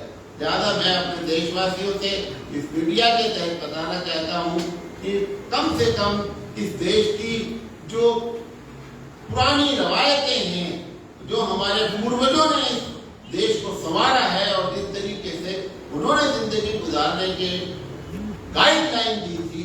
बाबा साहब बहुत ही मशहूर आदमी है, उनका संविधान आप बताइए कि अगर बाबा साहब के संविधान में ना होता कि हर व्यक्ति को वोट का अधिकार है, तो ये बड़े बड़े लीडर जो BMW में घूमते हैं, कभी भी आप तस्वीर कर सकते हैं, सोच सकते हैं कि किसी ऐसे गली में जाकर के वोट मांगते हैं। ये सबको संविधान ने हक दिया, तो उन संविधानों को, उन संविधान के बनाने वालों का भी हमको रिस्पेक्ट करना चाहिए। ये बातें मैं आप लोगों के माध्यम से कहना चाहता था। धन्यवाद। ಪ್ರಶ್ನೆಗಳಿದ್ರೆ ಮುಕ್ತವಾಗಿ ಕೇಳಬಹುದು. ಸರ್, ಈಗ ಅವತ್ತು ಗಲಾಟೆ ಯುವಕನ ಪೋಸ್ಟ್ ಮಾಡೋಂಥ ಯುವಕನ ಕರ್ಕೊಂಡ್ಬಂದು ವಿಚಾರಣೆ ಒಳಪಡಿಸಿದ್ರು ಪೊಲೀಸರು. ಮತ್ತು ವಿಚಾರಣೆ ಒಳಪಡಿಸಿ ಅವ್ರ ಮೇಲೆ ಸ್ವಲ್ಪ ಕ್ರಮ ತಗೊಳ್ತೀವಿ ಅಂತ ಹೇಳಿದ್ರು ಸಹಿತ ಅಷ್ಟೊಂದು ಗಲಭೆ ಮಾಡುವಂಥ ಅವಶ್ಯಕತೆ ಏನಿತ್ತು? ಇನ್ನ ಆರೋಪಿ ಹಿಡ್ಕೊಂಡು ಬಂದಿದ್ದಿಲ್ಲ, ಅವ್ರು ವಿಚಾರಣೆ ಮಾಡಿದ್ದಿಲ್ಲ ಅಂದಮೇಲೆ ಗಲಭೆ ಮಾಡ್ಬೋದು. ಗಲಭೆ ಮಾಡೋದು ಕಾನೂನು ಕೈಗೆ ಎಷ್ಟು ಮಟ್ಟಿಗೆ ಸರಿ? ಮೊಟ್ಟ ಮೊದಲನೆಯಾಗಿ ನಾನು ಯಾರೇ ಕಾನೂನಿನ ವಿರುದ್ಧ ವರ್ತಿಸಿದೆ, ಅದು ಹಿಂದೂ ಆಗಿರಲಿ, ಮುಸ್ಲಿಂ ಆಗಿರಲಿ, ಸಿಖ್ ಆಗಿರಲಿ, ಈಸಾಯಿ ಆಗಿರಲಿ, ಅದನ್ನ ನಾನು ಖಡಾಖಂಡಿತವಾಗಿ ಖಂಡಿಸ್ತೇನೆ. ಯಾರಿಗೂ ಕೂಡ ಈ ನೆಲದ ಕಾನೂನನ್ನ ಉಲ್ಲಂಘಿಸಲಿಕ್ಕೆ ಅವಕಾಶ ನಮ್ಮ ಸಂವಿಧಾನದಲ್ಲಿ ಇಲ್ಲ. ಎರಡನೇ ವಿಚಾರ, ಪೊಲೀಸ್ನವರು ಸಮಯ ಪ್ರಜ್ಞೆ ಅಂತ ನೋಡಿ, ಒಂದು ಮಾಬ್ ಬಂದು ಏನೋ ಅವರ ಕಮ್ಯುನಿಟಿಗೆ ಅಥವಾ ಅವರ ಭಾವನೆಗಳಿಗೆ ಧಕ್ಕೆ ಆಗಿದಾಗ ಒಂದು ಆರೋಪಿ ಮುಂದೆ ಇದ್ದಾನೆ, ಇವನ ಮೇಲೆ ಒಂದು FIR ಮಾಡಿ ಅಂತ ರಿಕ್ವೆಸ್ಟ್ ಮಾಡಿದ್ರು. ಅವನನ್ನ ಇಲ್ಲಿ ಜೈಲಿಗೆ ಕಳಿಸಿ ಅಂತ ಹೇಳಿಲ್ಲ, ಜಸ್ಟ್ ಒಂದು FIR ಮಾಡಿ ಈ ಮಾಬನ್ನ ನಾವು ಮನೆಗೆ ಕಳಿಸ್ತೀವಿ ಅಂತ ಹೇಳಿ ಬಿಡಿ ಬಿಡಿಯಾಗಿ ಬೇಡ್ಕೊಂಡಿದ್ದಾರೆ. ಅದನ್ನ ಅವರು ಸಮಯ ಪ್ರಜ್ಞೆ ಮೆರೆದಿದ್ರೆ ಆಮೇಲೆ ಅವರು ಎಂಕ್ವೈರಿ ಮಾಡಿ ಬಿಲ್ ಕೋರ್ಟ್ ಹಾಕ್ಬೋದು, ಏನು ತೊಂದರೆ ಇಲ್ಲ. ಈಗ ದೇಶದ ಕಾನೂನು ಏನ್ ಹೇಳ್ತಾ ಇದೆ, ಯಾರಾದ್ರೂ ಒಂದು ಕಂಪ್ಲೇಂಟ್ ಒಂದು ಸ್ಟೇಷನ್ಗೆ ಬಂದ್ರೆ ಫಸ್ಟ್ ಪ್ರಥಮ ವರ್ತಮಾನ ವರದಿಯನ್ನು ದಾಖಲಿಸಿ, ಆಮೇಲೆ ನೀವು ಇನ್ವೆಸ್ಟಿಗೇಷನ್ ಮಾಡ್ಲಿಕ್ಕೆ ಅವಕಾಶ ಇದೆ. ಪೊಲೀಸ್ನವ್ರು ಏನ್ ಮಾಡಿದ್ರು? ಅದನ್ನ ಮಾಡಲಿಲ್ಲ, ಡಿಲೇ ಮಾಡ್ತಾ ಹೋದ್ರು. ನ್ಯಾಚುರಲ್ ಆಗಿ ಏನಾಯ್ತು? ಕೆಲಸ ಮಾಡಿದ್ದಾರೆ. ಅದ್ರ ಜೊತೆಗೆ ಒಂದು ಸಮುದಾಯದ ಮುಖಂಡರು ಸಹಿತ ಹೇಳಿದ್ರು ಕಂಟ್ರೋಲ್ ಬಂದಿಲ್ಲ ಅಂದ್ರೆ ಅವ್ರಿಗೂ ಬೆಲೆ ಇಲ್ಲ. ನಾನು ಫಸ್ಟಿಗೆ ಅದನ್ನೇ ಹೇಳಿದೆ. ಪ್ರಾರಂಭದಲ್ಲಿ ಏನು ಅಲ್ಲಿ ಬಂದು ಕಂಪ್ಲೇಂಟ್ ಕೊಟ್ಟರು, ಯಾರು ಮಾತಾಡಿದ್ರು, ಅಲ್ಲಿ ಅದು ಮುಗಿತಾ ಇತ್ತು.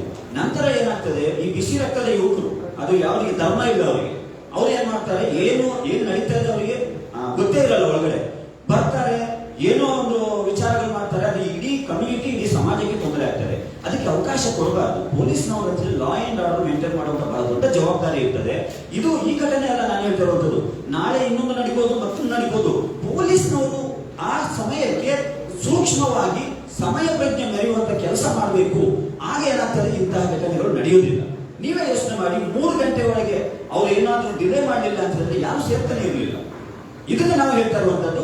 ಒಂದು ವೇಳೆ ಯಾರು ಕಲ್ಲು ಹೊಡೆದಿದ್ದಾರೆ, ಯಾರು ಕಾನೂನನ್ನು ಕೈಗೊಳ್ಕೊಂಡಿದ್ದಾರೆ, ಅವರ ಮೇಲೆ ಕಠಿಣವಾದ ಕಾನೂನು ಕ್ರಮ ಕೈಗೊಳ್ಳಿ, ನಮ್ದು ಏನು ಆಕ್ಷೇಪ ಇಲ್ಲ. ಅಧಿಕಾರ ಕೊಡ್ಲಿಲ್ಲ ಅವರಿಗೆ. FIR ಡಿಲೇ ಮಾಡಿದ್ದಾರೆ ಅಂತ ಕಾರಣಕ್ಕೆ ಕಲ್ಲೊಡೆಯುವ ಅಧಿಕಾರ ಕೊಡ್ಲಿಲ್ಲ ನಮಗೆ ಸಂವಿಧಾನ. ಅದು ಖಂಡನೀಯ. ಸರ್ ಈಗ ನೀವು ಅವರು ಡಿಲೇ ಮಾಡಿದ್ರು ಅದನ್ನ ಸೇರಿದ್ರು ಜನ ಅಂತ ಹೇಳ್ತೀವಿ. ಬಟ್ ಈಗ ಕೆಲವೊಂದು ಮಾಹಿತಿ ಪ್ರಕಾರ ಸೇರ್ಲಿಕ್ಕೆ ಸಾಕಷ್ಟು ಪ್ರಚೋದನೆ ನೀಡಲಾಗಿತ್ತು ಅಂತಕ್ಕಂಥ ನಾವು ಹುಡುಗನ ಕರ್ಕೊಂಬಂದಿಲ್ಲ 1 ತಾಸು ಒಳಗೆ ಪೋಸ್ಟ್ ಆಗಿ 1 ತಾಸಿನ ಒಳಗೆ ಕರ್ಕೊಂಬಂದಿವಿ ಅಂತ ನಿಮ್ಮ ಮುಖಂಡರನ್ನ ಹೇಳ್ತಾ ಇದ್ದಾರೆ. 1 ತಾಸು ಬಟ್ ಆ ಹುಡುಗನ ನಮ್ಮ ಕೈ ಕೊಡ ಅಂತ ಇದು ಮಾಡಿದ್ದಾರೆ. ನೋಡಿ ಯಾರು ಪೋಸ್ಟ್ ಹಾಕಿದ್ರೆ ಅಲ್ಲ, ಈಗ ಅವರು FIR ದಾಖಲ ಮಾಡಂತಂದು ಹೇಳಿಲ್ಲ ಅವರು. ಅದ್ರ ಆ ಹುಡುಗನ ಸಂಬಂಧ ನಮ್ಮ ಹತ್ರ ಕೊಡಿ. ಪ್ರತಿಭಟನೆ ಮಾಡಿಲ್ಲ ಅವರು. ಆ ಹುಡುಗನ ನಮ್ಮ ಕೈಯಾಗ ಕೊಡಿ, ನಾವು ಶಿಕ್ಷೆ ಮಾಡಬೇಕಂತಂದು ಗದ್ದೆ ಎತ್ತಿದ್ದರು. ಜನರು ಏನ್ ಕೇಳ್ತಾರೆ ಅಥವಾ ಯಾರೋ ಉದ್ರಿಕ್ತರು ಬಂದು ಏನೋ ಕೇಳ್ತಾರೆ, ಪೊಲೀಸ್ನವ್ರು ಅವ್ರ ಕೈಗೆ ಕೊಡ್ಲಿಕ್ಕೆ ಆಗೋದಿಲ್ಲ. ಇಲ್ಲಿ ಕಾನೂನು ಅಂತ ಇರ್ತದೆ ಒಂದು. ಪೊಲೀಸ್ನವ್ರು ಏನ್ ಮಾಡ್ಬೇಕಿತ್ತು, ಆಯ್ತಪ್ಪ ಇವರಿಗೆ FIR ಮಾಡಿ ಒಳಗಡೆ ಹಾಕಿದ್ದೀವಿ, ನೀವು ಮನೆಗೆ ಹೋಗಿ ನಾವು ಎಂಕ್ವೈರಿ ಮಾಡ್ತೀವಿ ಅಂತ ಹೇಳುವಂತ ಸೌಜನ್ಯ ತೋರ್ಬೇಕಿತ್ತಲ್ಲ. ಪೊಲೀಸ್ ಹೇಳಿದಷ್ಟಲ್ಲಿ ಯಾರು ಹೇಳಿಲ್ಲ. ಆಮೇಲೆ ನಿಮ್ಮ ಧರ್ಮ ಮುಖಂಡರು ಹೇಳಿದ್ದಾರೆ. ಕರೆಸಿ ಅವ್ರ ಕಡೆಯಿಂದ ಕಳಿಸಿದ್ದಾರೆ. ಅದು last stage. ಆವಾಗ ಉದ್ರಿಕ್ತ ಆಯ್ತು, ಪೊಲೀಸ್ನವ್ರು ಏನ್ ಮಾಡ್ತಾರೆ, ರಿಕ್ವೆಸ್ಟ್ ಮಾಡ್ಕೊಳ್ತಾರೆ. ನಂತರ ಅವ್ರು ಬಂದು ಆ ಮಾಫಿಗೆ ಕಂಟ್ರೋಲ್ ಮಾಡ್ಲಿಕ್ಕೆ ಹೋಗ್ತಾರೆ. ನೀವೇ ಯೋಚನೆ ಮಾಡಿ, ಒಂದು 2,000 ಇರುವಂತ ಗ್ಯಾದರಿಂಗ್ ಅನ್ನ ಕೊನೆ ಮೂಮೆಂಟ್ ಅಲ್ಲಿ ನೀವು ಬಂದು ನಾವು ಬಂದು ಏನ್ ಹೇಳಿದ್ರು 100% ಎಲ್ಲರೂ ಒಪ್ಪೋದಿಲ್ಲ. ಆ ಸಂದರ್ಭದಲ್ಲಿ ಪ್ರಾರಂಭದಲ್ಲಿ ಕಡಿಮೆ ಜನ ಇದ್ರು, 40 ಜನ ಸೇರಿದ್ರು. ನಮ್ಮ ಮಾಹಿತಿ ಪ್ರಕಾರ ಪ್ರಾರಂಭದಲ್ಲಿ 40 ಜನರಿಗೆ ನೀವು ಕೂರಿಸ್ಕೊಂಡು ಹೇಳ್ಬೋದು ಬುದ್ಧಿವಾದ. ಪೊಲೀಸ್ ಸ್ಟೇಷನ್ ಒಳಗಡೆ ಕೂರಿಸ್ಕೊಂಡು ಹೇಳಿದ್ರು, ಮನೆಗೆ ಹೋಗ್ತಾರೆ. ಯಾಕಂದ್ರೆ ಫಸ್ಟ್ ಬಂದವರು ಯಾರಿದ್ದಾರೆ ಅವರ ಸಮಯ ಪ್ರಜ್ಞೆನ ನಾವು ಮೆಚ್ಚಬೇಕು. ಅವ್ರು ಬೇಕಾದ್ರೆ ಅಲ್ಲಿ ಆ ಯುವಕರನ್ನು ಥಳಿಸಬಹುದಿತ್ತಾಗಿತ್ತು, ಥಳಿಸ್ಲಿಲ್ಲ. ಏನ್ ಮಾಡಿದ್ರು, ಕಾನೂನಿಗೆ ಒಪ್ಪಿಸುವ ಪೊಲೀಸ್ ಸ್ಟೇಷನ್ಗೆ ಹೋಗುವಂತ ಕರ್ಕೊಂಡು ಬಂದಿದ್ದಾರೆ. ಅಲ್ಲಿ ಎಲ್ಲೋ ಒಂದ್ ಕಡೆ ಮಿಸ್ಟೇಕ್ ಆಗಿದೆ, ನಾವು ಒಪ್ಕೊಳ್ಬೇಕು. ಪೊಲೀಸ್ನವ್ರು ಒಪ್ಕೊಳ್ತಾರೆ ಇಲ್ಲೋ ಒಂದು ಬೇರೆ ವಿಚಾರ, ನಾವು ಒಪ್ಕೊಳ್ಬೇಕು. ಆ 40 ಜನ ಇದ್ದಂತ ಸಂದರ್ಭದಲ್ಲಿ ಒಂದು FIR ಮಾಡಿ ಇವರಿಗೆ ವಾಪಸ್ ಕಳಿಸಿದ್ರೆ ಅದು ಸರ್ಕ್ಯುಲೇಟ್ ಆಗ್ತಾ ಇರಲಿಲ್ಲ, ಅದು ಹೆಚ್ಚು ಜನ ಸೇರ್ತಾ ಇರಲಿಲ್ಲ. ಅಲ್ಲ, ನಿಮಗೆ ಮಾಹಿತಿ ಬಂದಿದೆ. ಅವ್ರನ್ನ ಸಮಾಧಾನ ಮಾಡಿ ಕಳಿಸ್ಬೇಕು ಅಂತ ಹೇಳ್ತೀವಿ. ಕೇವಲ ಒಂದೇ ಒಂದು ಗಂಟೆಯಲ್ಲಿ 2,500ಕ್ಕೂ ಅಧಿಕ ಜನ ಹೆಂಗ್ ಸೇರಕ್ಕೆ ಸಾಧ್ಯ ಆಯಿತು? ಇದಕ್ಕೆ ಏನ್ ಹೇಳ್ತೀವಿ? ಈಗ ನೋಡಿ, ಇದು ರಂಜಾನ್ ಮಾಸ ನಡೀತಾ ಇದೆ. ಈ ರಂಜಾನ್ ಮಾಸದಲ್ಲಿ ಎವ್ರಿ ಡೇ ನಾವು ಇಫ್ತಿಯಾರಿಗಾಗಿ ಮಸೀದಿಗೆ ಯಾವುದೇ ಕರೆ ಕೊಡೋದಿಲ್ಲ. ಎಲ್ಲರೂ ಬಂದು ಸೇರುವಂತದ್ದು ಸರ್ವೇ ಸಾಮಾನ್ಯ. ಎಷ್ಟು ಮಸೀದಿ ನೀವು ನೋಡ್ತಾ ಇರಬಹುದು. ಬೇಕಾದ್ರೆ ಬೇರೆ ದಿನಗಳಲ್ಲಿ ಅವನು ಆನ್ ಟೈಮ್ ಮಸೀದಿಗೆ ಬರದೇ ಇರಬಹುದು ಪ್ರೇಯರಿಗೆ. ರಂಜಾನ್ ಅಲ್ಲಿ 1 ನಿಮಿಷ ಮುಂಚೆ, 1 ನಿಮಿಷನ ಆಚೆ ಈಚೆ ಮಾಡಲ್ಲ, 10 ನಿಮಿಷ ಮುಂಚೆ ಬಂದಿರ್ತಾನೆ. ಅಲ್ಲಿ ಅವರು ಬಂದು ಸೇರಿದ್ರು. ಈ ಪೊಲೀಸ್ ಠಾಣೆ ಸುತ್ತಮುತ್ತ 5 ಮಸೀದಿಗಳಿವೆ. 5 ಮಸೀದಿ, ಒಂದೊಂದು ಮಸೀದಿಯಲ್ಲಿ 1,000 ಗ್ಯಾದರಿಂಗ್ ಅಂತ ಲೆಕ್ಕ ಹಾಕೊಂಡ್ರು. 5,000 ಜನ ಬರಬೇಕಾಗಿತ್ತು, ಬರಲಿಲ್ಲ 5,000. ಯಾಕಂದ್ರೆ ಎಲ್ಲರೂ ಕೂಡ ಇದಕ್ಕೆ ಕಿವಿಗೊಡೋದಿಲ್ಲ. ಅಲ್ಲಿ ಏನಾಯ್ತು, ಕೆಲವು ಯುವಕರು ಏನ್ ಮಾಡಿದ್ರು, ಈ ರೀತಿ ಆಗಿದೆ, ನಮಗೆ ನ್ಯಾಯ ಕೊಡ್ತಾ ಇಲ್ಲ, ಬನ್ನಿ ನ್ಯಾಯ ಕೇಳುವ ಅಂತ ಕರ್ಕೊಂಡು ಬಂದಿದ್ದಾರೆ. ಅದು ಆಗ್ಬಾರ್ದಿತ್ತು. ಯಾರನ್ನ ಕಂಟ್ರೋಲ್ ಮಾಡಬೇಕಾಗಿತ್ತು, ಅಲ್ಲಲ್ಲಿ ಇರುವಂತಹ ಮಸೀದಿಯಲ್ಲಿ ಇರುವಂತಹ ಯಾರಾದ್ರೂ ಹಿರಿಯರು ಯಾರನ್ನ ಮಾಡಬೇಕಿತ್ತು, ಬುದ್ಧಿವಾದ ಹೇಳ್ಬೇಕಿತ್ತು. ನೀವು ಹೋಗ್ಬೇಡಿ, ಒಂದು ಡೆಲಿಗೇಷನ್ ಹೋಗಿದೆ, ಅವ್ರು ಮಾತಾಡ್ತಾರೆ, ಅವ್ರೇನಾದ್ರೂ ಕ್ರಮ ತಗೊಳ್ಳಿಲ್ಲ ಅಂದ್ರೆ ನಾವು ಕರಿತೀವಿ ನಿಮಗೆ, ನಾವು ಒಟ್ಟಿಗೆ ಹೋಗುವಂತ ಕಂಟ್ರೋಲ್ ಮಾಡಬೇಕಾಗಿತ್ತು. ಆದ್ರೆ ಅವರ ವಿವೇಚನೆಯಲ್ಲಿ ಇರಲಿಲ್ಲ, ಇವರು ಈ ರೀತಿ ಪೊಲೀಸ್ ಠಾಣೆಗೆ ಹೋಗ್ತಾರೆ ಅಂತೀವಿ. ಈ ರೀತಿ ಏನಾಗಿದೆ, ಎಲ್ಲೋ ಒಂದ್ ಕಡೆ ಆ ಭಾವೋದ್ವೇಗಕ್ಕೆ ಒಳಗಾದಂತ ಯುವಕರ ತಂಡ ಸೇರಿ ಜಮಾವಣೆ ಆಗಿದೆ. ಅದು ನಾವು ನಿಮಗೆ ಹೇಳಲಿಕ್ಕೆ ಏನು ಮುಜುಗರ ಇಲ್ಲ, ನ್ಯಾಚುರಲ್ ಆಗಿ ಆಗುವಂತ ವಿಚಾರ. ಏನಂದ್ರೆ ದಾರಿ ತಪ್ಪಿಸಿದ್ದಾರೆ ಪೊಲೀಸರು. ಇಲ್ಲ, ನಮ್ಮ ಧರ್ಮ ಗುರುಗಳು ಬರ್ತಾ ಇದ್ದೀರಿ, ಅದಕ್ಕೆ ವೇಟ್ ಮಾಡ್ತಾ ಇದ್ದೀವಿ. ಇಲ್ಲಿ ನಮ್ಮ ಅದೆಲ್ಲ ಅವರು ಯುವಕರು ಏನ್ ಮಾಡ್ತಾರೆ, ಮನೆಗೆ ಹೋಗ್ಲಿಕ್ಕೆ ತಯಾರಿ ಇರಲ್ಲ, ಹೇಳಿರ್ಬೋದು. ಅದು ತಪ್ಪಲ್ಲ, ಅದನ್ನ ಏನ್ ಮಾಡ್ಬೇಕು. ಅಲ್ಲ, ಈಗ ನೀವು ಮಸೀದಿಲಿಂದ ಹುಡುಗರು ಹೋಗ್ತಾ ಇದ್ದಾಗ ತಡಿ ಹಿಡಿಲಿಲ್ಲ ಅನ್ನೋದು ಅವಾಗ ಹಂಗಂದ್ರೆ ಧರ್ಮ ಗುರುಗಳದ್ದು ಮುಖಂಡರದ್ದು ಇದು ಫೇಲ್ಯೂರ್ ಅಂತ. ಧರ್ಮ ಗುರುಗಳಿಗೆ ಗೊತ್ತೇ ಇಲ್ಲ ಸರ್ ವಿಚಾರ. ಧರ್ಮ ಗುರುಗಳು ಉಪವಾಸ ತೊರೆದು ಯಾರಿಗೆ ಗೊತ್ತಿದೆ, ಏನು ನ್ಯಾಯ ಕೇಳಲಿಕ್ಕೆ ಹೋಗ್ತಾ ಇಲ್ಲ ಅಂತ ಅವರು ಕೂಡ ಬಂದಿದ್ದಾರೆ. ಈ ರೀತಿ ಏನಾಗಿದೆ, ಅಲ್ಲೇನೋ ಒಂದು ಕಡೆ ನಮ್ಮ ಪೊಲೀಸ್ನವರ ಡಿಲೇ ಮಾಡಿದ ಕಾರಣದಿಂದ ನಾವು ಹೆಚ್ಚು ಜಮಾವಣೆಗಳಿಗೆ ಕಾರಣ ಆಗಿದೆ. ಅಲ್ಲ, ಈಗ 5 ಜನ ಕಲ್ಲು ಹೊಡೆದಿದ್ದಾರೆ ಅಂತ ಹೇಳ್ತೀರಾ, ಪೊಲೀಸರ ವಾಹನ 5 ಜನ ಎತ್ತಿಡಕ್ಕಾಗತ್ತ? ಎತ್ತಿಡಕ್ಕಾಗತ್ತ? ಇಲ್ಲ, ನಾನು ಪ್ರಾರಂಭದಲ್ಲಿ ಕೇಳಿದೆ, ಕಲ್ಲುಗಳು ಎಲ್ಲಿಂದ ಸರಬರಾಜು ಆಯಿತು ತನಿಖೆ ಆಗಬೇಕು. ಯಾರು ಕಲ್ಲಲ್ಲಿ ಬೆಲ್ಟ್ ಮಾಡಿದ್ರು, ಯಾರು ಕಲ್ಲನ್ನ ಪೊಲೀಸ್ ಠಾಣೆಗೆ ಎಸೆದ್ರು, ಪೊಲೀಸ್ ಜೀಪಿಗೆ ಎಸೆದ್ರು, ತನಿಖೆ ಆಗಬೇಕು. ಅವರ ಮೇಲೆ ಕಠಿಣ ಕಾನೂನು ಕ್ರಮ, ಮ್ಯಾಕ್ಸಿಮಮ್ ಪನಿಷ್ಮೆಂಟ್ ಮಾಡಿ. ನಾವು ಯಾರು ಅಭ್ಯಂತರಕ್ಕೆ ಬರಲ್ಲ, ಅದು ಯಾವುದೇ ಸಮುದಾಯದನ್ನಾಗಿರಲಿ, ಅವ್ರು ಯಾರಂತ ಐಡೆಂಟಿಫೈ ಆಗ್ಬೇಕಲ್ಲ. ಯಾರು ಮಾಡ್ಬೇಕು ಇದನ್ನ? ಪೊಲೀಸ್ನವ್ರು ಮಾಡ್ಬೇಕು. ಪೊಲೀಸ್ನವ್ರು ಮಾಡ್ತಾರ ಅಂತ ನಿಮಗೆ ಭರವಸೆ ಇದೆಯಾ? ಇಲ್ಲ. ಯಾಕೆ ಅಂತ ಹೇಳಿದ್ರೆ ಈ ಪೊಲೀಸ್ನವರ ಕೆಲವೊಂದು ಫೇಲ್ಯೂರ್ಗಳಿವೆ. ಒಂದು ವೇಳೆ ಅವರು ಸರಿಯಾದ ತನಿಖೆ ಆಗ್ಬೇಕಂದ್ರೆ ಹೈಕೋರ್ಟ್ ನ ಸಿಟ್ಟಿಂಗ್ ಜಡ್ಜ್ ನ ಮುಖಾಂತರ ನ್ಯಾಯಾಂಗ ತನಿಖೆ ಮಾಡಿದ್ರೆ ಎಲ್ಲ ವಿಚಾರ ಬಹಿರಂಗ ಆಗ್ತದೆ. ಈಗ ಒಂದು ಕಡೆ ನೀವೇನ್ ಹೇಳ್ತೀರಾ, ಕಾನೂನನ್ನ ಎಲ್ಲರೂ ಪಾಲಿಸ್ಬೇಕು ಅಂತ ಹೇಳ್ತೀರಾ. ಕಾನೂನು ಅಡಿಯಲ್ಲಿ ಪೊಲೀಸರು ಬರ್ತಾರೆ. ಈಗ ಒಂದು ಕಡೆ ನೀವು ಪೊಲೀಸರು ಫೇಲ್ಯೂರ್ ಅಂತೀರಾ, ಒಂದು ಕಡೆ ಪೊಲೀಸರು ವೈಫಲ್ಯ, ಅದು ಏನೋ ಸರಿಯಾಗಿ ಕೆಲಸ ಮಾಡಿಲ್ಲ ಅಂತೀರಾ. ಯಾವುದನ್ನ ಸಮರ್ಪಿಸ್ಕೊಂತೀರಿ ನೀವು? ನಂಗೆ ಆಧಾರ ಒಂದು ಕಿಡಿಗೇಡಿ ರಂಜಾನ್ ತಿಂಗಳಲ್ಲಿ ಒಂದು ಧರ್ಮದ ಅತ್ಯುನ್ನತ ಪವಿತ್ರ ಕ್ಷೇತ್ರವಾದ ಮಕ್ಕಾ ಮತ್ತು ಮದೀನಾದ ವಿರುದ್ಧ ಏನೋ ಒಂದು ಪೋಸ್ಟ್ ಕ್ರಿಯೇಟ್ ಮಾಡ್ತಾನೆ ಅಂತ ಹೇಳಿದ್ರೆ ನಮ್ಮ ಇಂಟೆಲಿಜೆನ್ಸ್ ಎಲ್ಲಿ ಹೋಗಿದೆ? ಇಂಟೆಲಿಜೆನ್ಸ್ ಕೆಲಸ ಏನು ಸರ್? ನಿಮಗೆ ಪತ್ರಿಕಾಗೋಷ್ಠಿ ಮಾಡೋದಾ ಅಥವಾ ಕಾನೂನು ಸುವ್ಯವಸ್ಥೆ ಪಾಲಿಸೋದಾ? ಇಂಟೆಲಿಜೆನ್ಸಿ ಕೆಲಸ ಇರುವಂತದ್ದೇ ಇಂತಹ ಸಮಾಜಘಾತಕ ಕೆಲಸ ಯಾರು ಮಾಡ್ತಾ ಇದ್ದಾರೆ? ಟೆಕ್ನಾಲಜಿ ಇದೆ ಅವರಿಗೆ. ಇವತ್ತು ITBTಯಲ್ಲಿ ಕರ್ನಾಟಕ ನಂಬರ್ 1. ಅಷ್ಟೆಲ್ಲ ಟೆಕ್ನಾಲಜಿ ಕೊಟ್ಟಿದ್ದೇವೆ, ಎಲ್ಲಿ ಹೋಗಿದ್ರು? ಇದು ಇಂಟೆಲಿಜೆನ್ಸಿ ಫೇಲ್ಯೂರ್ ಅಲ್ವಾ? ಇದನ್ನು ನಾವು ಪ್ರಶ್ನೆ ಮಾಡ್ತಿರುವಂತದ್ದು. ಎಷ್ಟು ಜನರಿಗೆ ಸರ್ಕ್ಯುಲೇಟ್ ಆಗಿದೆ ಅದು ಕ್ರಿಯೇಟ್ ಆಗಿದೆ ಎಲ್ಲಿ? ಅದರ ಡಿಸೈನ್ ಮಾಡಿದ್ ಯಾರು? ಅದನ್ನ ವೈರಲ್ ಮಾಡಿದ್ ಯಾರು? ಅದರ ಉದ್ದೇಶ ಏನು? ಇದು ತನಿಖೆ ಆಗಬೇಕು. ಈಗ ಅದನ್ನ ಆ ವಿಚಾರವಾಗಿ ಕಾನೂನಾತ್ಮಕವಾಗಿ ಮಾಡಬೇಕು, ಅದನ್ನ ಮಾಡುವಂತ ನಿಟ್ಟಿನಲ್ಲಿ ಪೊಲೀಸ್ ಮುಂದಾಗಿತ್ತು. ನೀವೀಗ ಹೇಳ್ತಾ ಇದ್ರಿ ಈ ಘಟನೆಗೆ ನಾಳೆ ಕೈಗಳು ಕೈವಾಡ ಇದೆ ಅಂತ. ಯಾವ ಕೈಗಳು? 100% ಇದೆ. ಬಿಜೆಪಿಯ ಮುಖ್ಯಮಂತ್ರಿಯ ರಾಜಕೀಯ ಕಾರ್ಯದರ್ಶಿ, ನೋಟ್ ಮಾಡ್ಕೊಳ್ಳಿ, ಬಿಜೆಪಿಯ ಮುಖ್ಯಮಂತ್ರಿಯ ರಾಜಕೀಯ ಕಾರ್ಯದರ್ಶಿ ರೇಣುಕಾಚಾರ್ಯರವರು ಈ ಘಟನೆ ನಡೆದು ವಿತಿನ್ 24 ಅವರ್ ಒಂದು ಸ್ಟೇಟ್ಮೆಂಟ್ ಕೊಟ್ಟರು. ಪತ್ರಿಕೆಯಲ್ಲಿ ನೋಡಿದಿರ. ಏನ್ ಸ್ಟೇಟ್ಮೆಂಟು? ಭಾಗವಧ್ವಜ ಹಾರಿಸಿದ್ದು ಸರಿ. ಎಲ್ಲಿ? ಮಕ್ಕಾ ಮದೀನಾದಂತಹ ಪವಿತ್ರ ಕ್ಷೇತ್ರದ ಮೇಲೆ ಭಾಗವಧ್ವಜ ಹಾರಿಸಿದ್ರಲ್ಲಿ ತಪ್ಪೇನಿದೆ ಅಂತ ಕೇಳ್ತಾರೆ. ಯಾರು? ಈ ರಾಜ್ಯದ ಘನವೆತ್ತ ಮುಖ್ಯಮಂತ್ರಿಗಳ ರಾಜಕೀಯ ಕಾರ್ಯದರ್ಶಿ. ಹಾಗಾದ್ರೆ ಮಂಡ್ಯದಲ್ಲಿರುವಂತಹ ರೇಣುಕಾಚಾರ್ಯರವರಿಗೆ ಹೇಗೆ ಗೊತ್ತಾಯಿತು ಇಲ್ಲಿ ಒಂದು ಕ್ರಿಯೇಟ್ ಆದಂತಹ ಇಮೇಜ್? ವಿತಿನ್ 24 ಅವರ್ಸ್ ನೀವು ತೆಗೆದು ನೋಡಿ, ಚೆಕ್ ಮಾಡಿ. ಇಲ್ಲೇ ನಾವು ಹೇಳ್ತಾ ಇರುವಂತದ್ದು, ಇದರಲ್ಲಿ ಈಶ್ವರಪ್ಪನವರ ಕೈವಾಡವು ಇರಲಿಕ್ಕೆ ಸಾಧ್ಯತೆ ಇದೆ, ಮಂತ್ರಿಗಳ ಮತ್ತು ಸರ್ಕಾರದ ಕೈವಾಡ ಇರಲಿಕ್ಕೂ ಸಾಧ್ಯತೆ ಇದೆ. ಇಷ್ಟು ದೊಡ್ಡ ಮಟ್ಟದಲ್ಲಿ ತನಿಖೆ ಆಗ್ಬೇಕಂದ್ರೆ ಪೊಲೀಸ್ನವರಿಂದ ಅಸಾಧ್ಯ. ಪೊಲೀಸ್ನವರನ್ನ ಎತ್ತಗೀಳು ಮಾಡಿಬಿಡ್ತಾರೆ. ಇದೇ ಸರ್ಕಾರದಲ್ಲಿ ನಿಮಗೆ ಗೊತ್ತಿದೆ, ಈ ಸದನದಲ್ಲಿ ಗೂಳಿಹಟ್ಟಿ ಶೇಖರ್ ಅವರು ಕ್ರಿಶ್ಚಿಯನ್ರ ಮೇಲೆ ಮತಾಂತರದ ಆರೋಪ ಮಾಡಿದ್ರು. ನನ್ನ ತಾಯಿಯನ್ನು ಮತಾಂತರ ಮಾಡಿದ್ದಾರೆ ಕ್ರಿಶ್ಚಿಯನ್ ಮಿಷನರಿಗಂತೇಳಿ. ನಿಮಗೆ ಗೊತ್ತಿರಬೇಕು, ಸರ್ಕಾರ ಇಮಿಡಿಯೇಟ್ಲಿ ಎಲ್ಲಿಯ ಹೊಸದುರ್ಗದ ತಹಸೀಲ್ದಾರಿಗೆ ಎಂಕ್ವೈರಿ ಮಾಡಿ ರಿಪೋರ್ಟ್ ಕೊಡಿ ಅಂತ ಕೇಳಿದ್ರು. ಪಾಪ ಆ ತಹಸೀಲ್ದಾರಿಗೆ ಸೆಲ್ಯೂಟ್ ಮಾಡಬೇಕು ನಾವು. 8 ದಿನದ ಒಳಗಡೆ ವಿವರವಾದಂತಹ ತನಿಖೆ ಮಾಡಿ ಒಂದೇ ಒಂದು ಬಲವಂತದ ಮತಾಂತರ ಪ್ರಕರಣ ಹೊಸದುರ್ಗ ತಾಲೂಕಿನಲ್ಲಿ ನಡೆದಿಲ್ಲ ಅಂತ ಹೇಳಿ ಫ್ಯಾಕ್ಟ್ ರಿಪೋರ್ಟ್ ಅನ್ನು ಕೊಡ್ತಾರೆ. ಸರ್ಕಾರ ಏನ್ ಮಾಡ್ತದೆ? ಅವರಿಗೆ ಟ್ರಾನ್ಸ್ಫರ್ ಮಾಡ್ತದೆ. ಯಾಕೆ? ಸರ್ಕಾರದ ಪರವಾಗಿ ಅವರು ಎಂಕ್ವೈರಿ ರಿಪೋರ್ಟ್ ಕೊಡಲಿಲ್ಲ.